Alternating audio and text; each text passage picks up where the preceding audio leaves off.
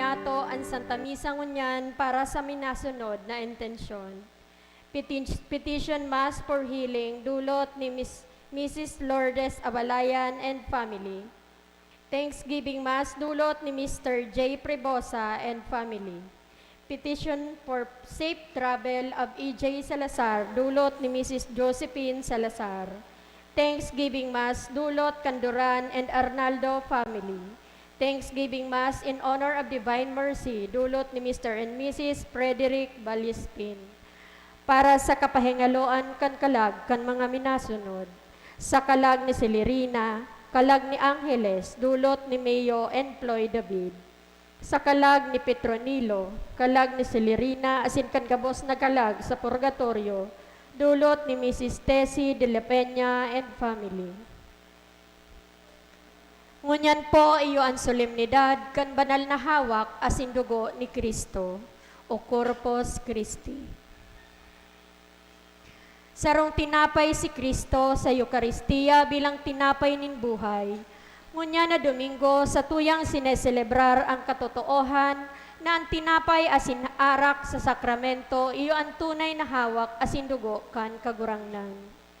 Ipamibi nyato sa satuyang selebrasyon na ang pag-ako nyato ki Kristo sa Eukaristiya iyo ang magdarasato sa buhay na pano nin pagkamuot.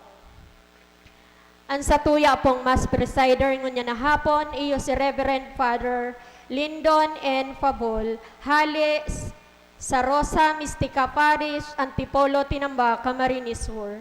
Matindog po ang gabos para sa pagpuon kan selebrasyon.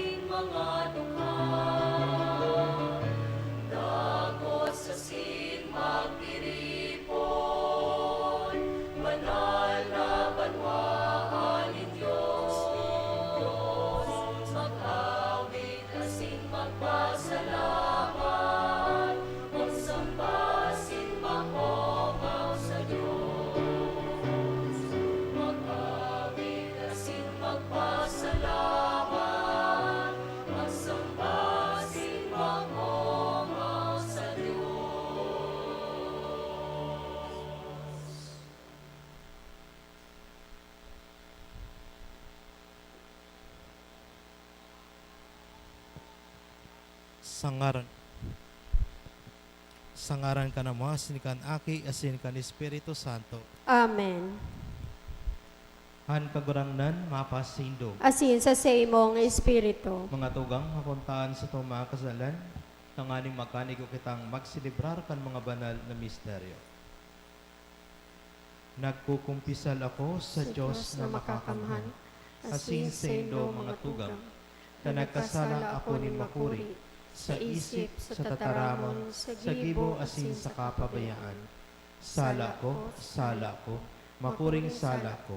Kaya nangangadya ako kay Santa Maria, Danay na Birhen, sa gabos na Angheles asin santos, asin sa indo mga tugang na ako'y pamibi sa kagurangnan ng Diyos. Maherap manlugod sa to ang Diyos na makakamhan, asin pakapatawadan sa tong mga kasalan, darahon kita sa buhay na daing kasagkoran. Amen.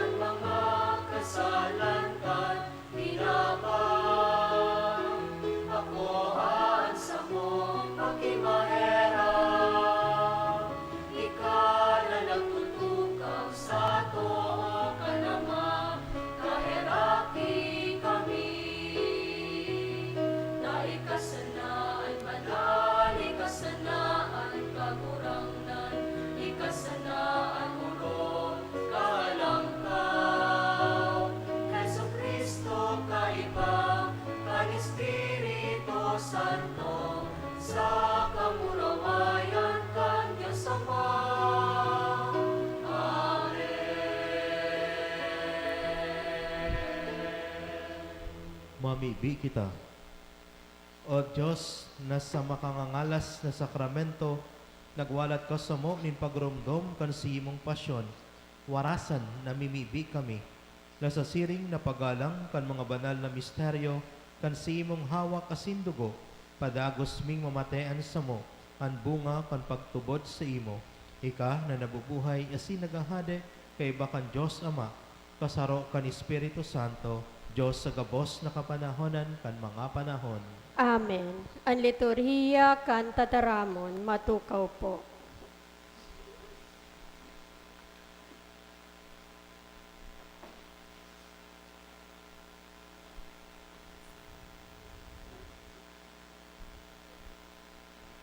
Ipinapahayag kan babasahon na si Yahweh dai nagpabaya sa mga Israelita sa paagi kan pagtaw sa inda nin kakanon, mantang yaon pasinda sa desyerto. Mga tugang hinanyugon po niyato, an-enot na babasahon. Pagbasa sa libro ng Deuteronomio, girumduma si gabos na dalan na pinalakawan sa imo kan kagurangnan na sa imong Diyos.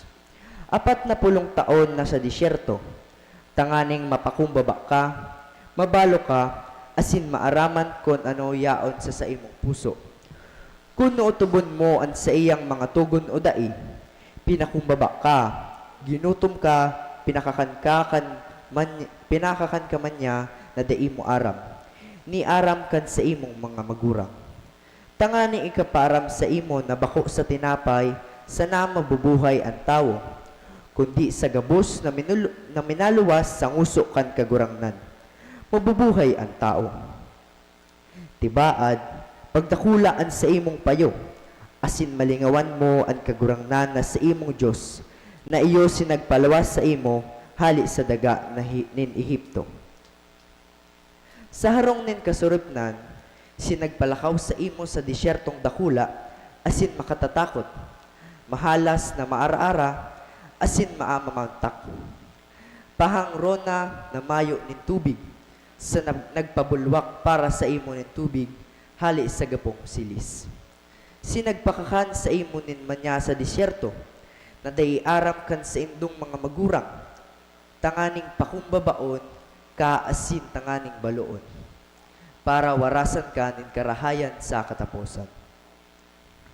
Tataramon kan kagurangnan. Salamat sa Diyos. Salmo responsoryo an sa tuya pong simbag, pag umawon ang kagurangnan Jerusalem. Pag umawon ang kagurangnan, Jerusalem.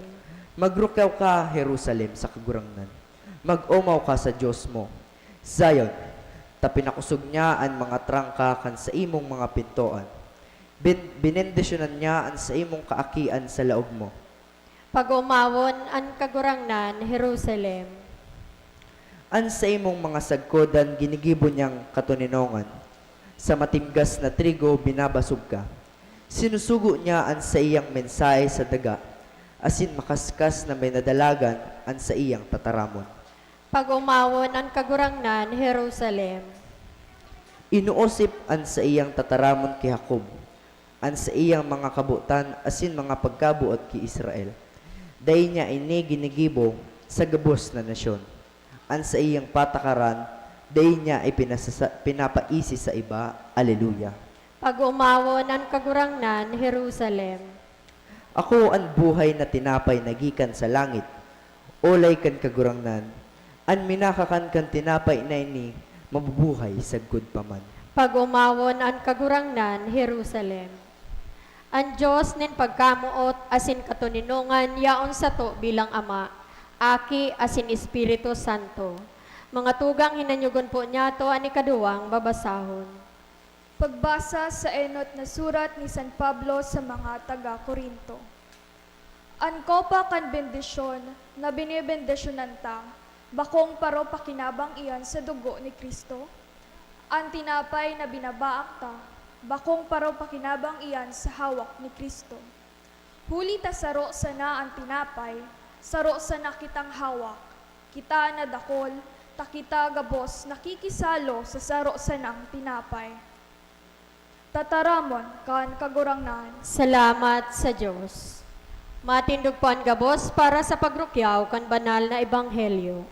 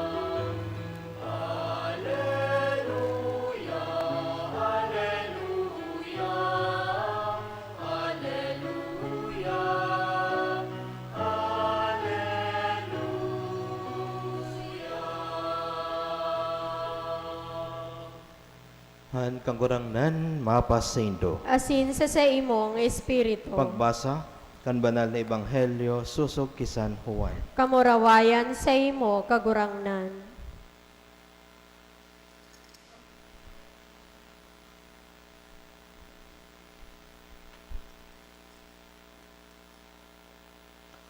Ako ang tinapay na buhay na huminilig hali sa langit. Ang magkakan kan tinapay nini mabubuhay sa kod paman. Asin ang tinapay na sa kuyang itatao, iyon sa kong laman para sa buhay kan kinaban. Nagpairiwal-iwal ang mga Hudiyo na ansabi, paano kaini sa to ikakapakakan ang siyang laman? Kaya nagsabi si Jesus, Amen, amen, nagsasabi ako sa indo, kunday nindo kakanon ang laman kan aki kan tawo, asin inumon ang siyang dugo, mayo kamong buhay sa indo. Ang nagkakakan kan sa kong laman, asin nagiinom kan sa kong dugo, igwanin buhay na daing kasagkoran, asin bubuhayon ko siya liwat sa huring aldaw. Taan sa kong laman, tunay na kakanon, asin ang sa kong dugo, tunay na inumon. Ang nagkakakan kan sa kong laman, asin nagiinom kan sa kong dugo, sako nagdadagos, asin ako sa iya. Siring na ako sinugo kan buhay na ama, asin ako nabubuhay huli kan ama. Siring man ang nagkakakan sako, siya mabubuhay huli sako. Ini ang tinapay na naghilig hali sa langit, bako siring kan kinakan kan mga magurang na nagadan. Ang nagkakakan kan tinapay na ini, mabubuhay sa kod paman. Marahay na bareta kan kagurangnan. Pagumaw sa imo, Kristo, matukaw po sa paghimati kan humiliya. Diyos, marahay na hapon po sa inyong gabos, mga tugang. Ngunyan pa lang, mapasalamat na ako sa pag-imbitar sa kuya, tangani ng makapagselebrar nin Santa Misa, digdi sa inyong magayon na simbahan. Mga tugang, ngunyan na Domingo, sa tuyang isineselebrar ang solemnidad kan Corpus Christi, o ang banal na hawak asin dugo ni Kristo. Ining selebrasyon niya ito ngunyan, saro ining pag-alok sa satuya na mamuot kita giraray sa pinaka dakulang balaog na itinao sa tuya kan sa tuyang kagurangnan. Asin ini ang sa iyang sa diri niya mismo. Ang tunay na yaon sa banal na Eukaristiya. Day kita nagroromdom nin sarong simbolo o simpleng mahamis na memorya, kundi nagseselebrar kita kan buhay na realidad, ang tunay na presensya kan sa tuyang kagurangnan na si Jesucristo, hawak, dugo, asin pagka-Diyos sa forma nin tinapay asin arak. Mga tugang, kung nadangog ta sa Ebanghelyo, malinaw ang mga sinabi ni Jesus, ako ang tinapay nin buhay na huminilig gikan sa langit. Ang siisay man na magkakan kay ning tinapay, mabubuhay sa kod paman, asin ang tinapay na itinatao ko, iyo ang sa kong laman para sa buhay kan kinaban.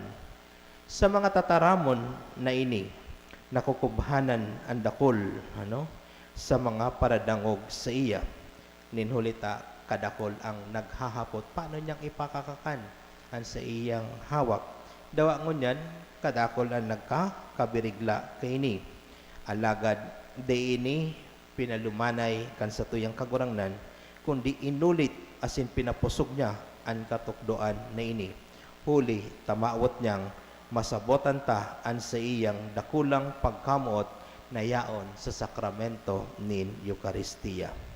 Kung babalikan niya to, si Enot na binasa, nagikan sa libro kan Deuteronomio, ini sarong pagpagiramdom sa tuya kan mana sa desierto. Pag sinabi niya tong mana, ini itong tinapay na hali sa langit.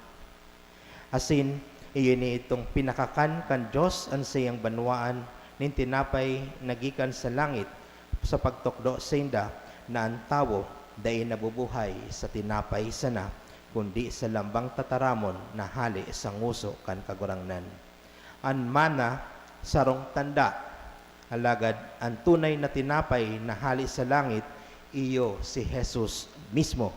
Ang Eucharistia, iyo ang bagong mana. Bakong pansamantalang kakanon, kundi kakanon na nagtataong buhay na daing kasagkoran. Maging sa ikadawang babasahon, pinararom ni San Pablo, ining kahulugan kaini. Ang kalis nin bendisyon na sa tong binibendisyon, bakong ini pakisumaro sa dugo ni Kristo. Ang tinapay na binabaak, bakong ini pakisumaro sa hawak ni Kristo. Huli ta nagkakakan kita, kan sarong tinapay, kita nagiging sarong hawak. Ang Eucharistia, bako sa nang pakisumaro kay Kristo, kundi pakisumaro man sa lambang saro. Sa kinaban nyato na baranga, huli kan politika. Mahiling taman sa mga news ngunyan, ining nangyayari sa satuyang nasyon, sa laog kang Senado, maribok, kadakol ang mga manlain-lain na kaisipan. Asin, igwang mga pagkamakasadiri. Ang Santa Misa, iyo ang pinakamaskusog na gawi nin pagpasararo sa ibabaw nin daga.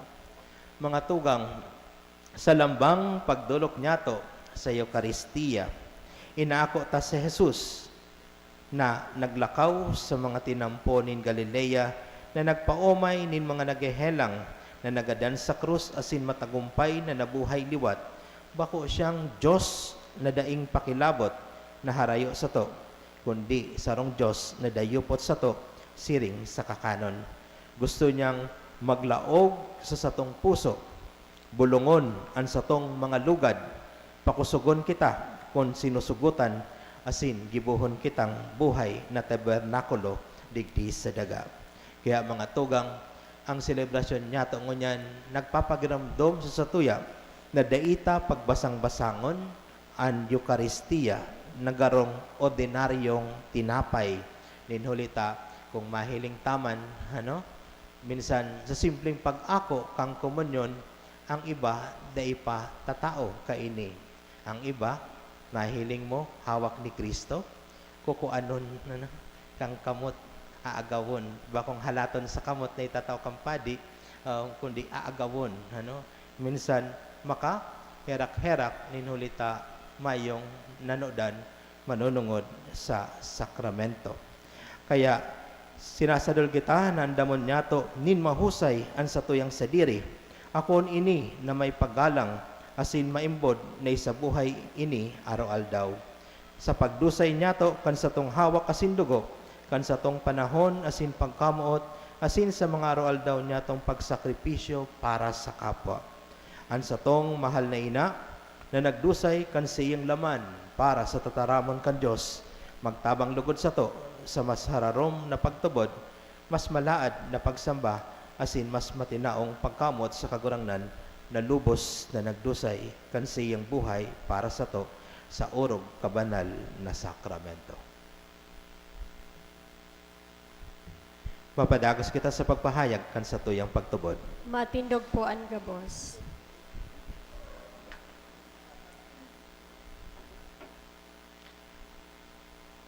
Nagtutubod ako Sa Diyos amang makakamhan, kaglalang kan langit asin daga, asin ki Jesucristo aking bugtong niya kagurangnan ipinangidam huli kan Espiritu Santo, namundag ki Birhen Maria, pinasakitan kan panahon ni Poncio Pilato, ipinako sa krus na gadan asin inilubong, huminilig sa mga gadan kan ikatulong aldaw na buhay liwat hali sa mga gadan, suminakat sa kalangitan, nagtutukaw sa tuo kan Diyos amang makakamhan, hali duman mabalik sa paghukom sa mga buhay asin mga gadan.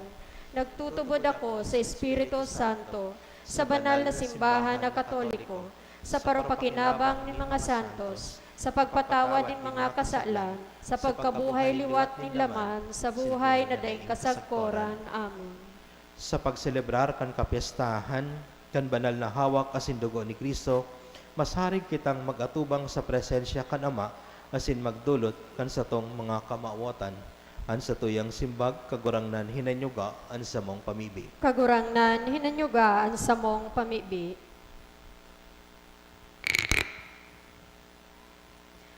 Tanganing ang simbahan sa bilog na kinaban, magtalubo sa pagpahalaga kan Eukaristiya, ang tinapay nin buhay, sa pagselebrar kan Santa Misa na may tunay na pakasabot asin orog na kaludokan.